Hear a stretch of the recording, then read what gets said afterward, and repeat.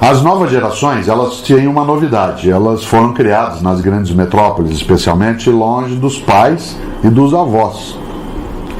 Uma das coisas que mais faz mal hoje para as gerações que estão entrando no mercado de trabalho é o distanciamento da família na sua convivência. Pode parecer estranho, mas avô e avó, tio e tia, sempre foram decisivos. Porque, por exemplo, na casa da avó podia tudo menos o que ela proibia. Parece contraditório, mas é verdade. Podia tudo menos o que ela proibia. E ela proibia. Ela dizia, isso pode, isso você não vai fazer. Havia uma certa noção de autoridade que não colidia, tal como colidia com os pais, porque estavam ali no dia a dia. Pedro Mandelli e eu lançamos um livro em 2011 chamado Vida e Carreira, um equilíbrio possível, em que a gente fala das novas gerações e ele diz uma coisa que é muito importante. Ele diz, os jovens hoje das novas gerações chegam na empresa mal educados. Ele não chega mal escolarizado, ele chega mal educado. Ele não tem noção de hierarquia, não tem paciência para processo e não tem muita persistência em relação a algumas coisas.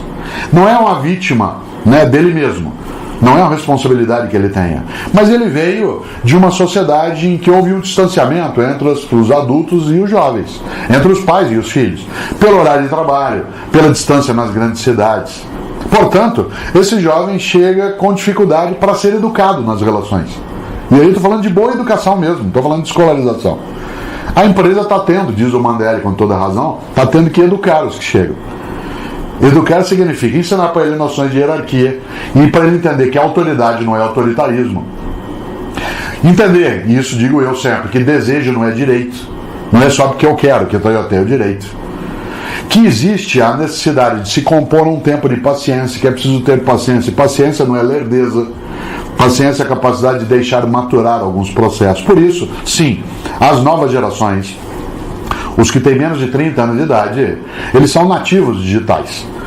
E, portanto, eles estão habituados a um mundo em que faz parte do cotidiano dele a mobilidade, a instantaneidade, a simultaneidade e a velocidade. Isso significa que a regra básica é tudo agora, já ao mesmo tempo, junto.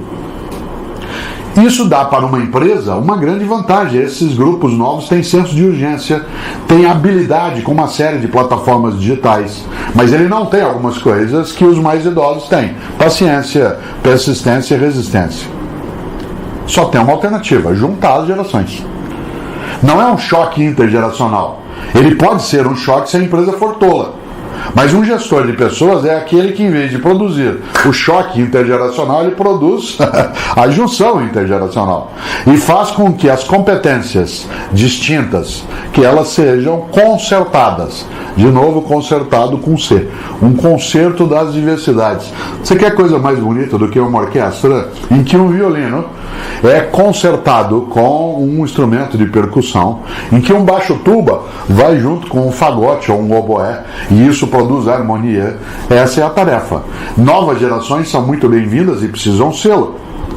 Elas têm suas características que têm que ser entendidas e, se discordantes, modificadas.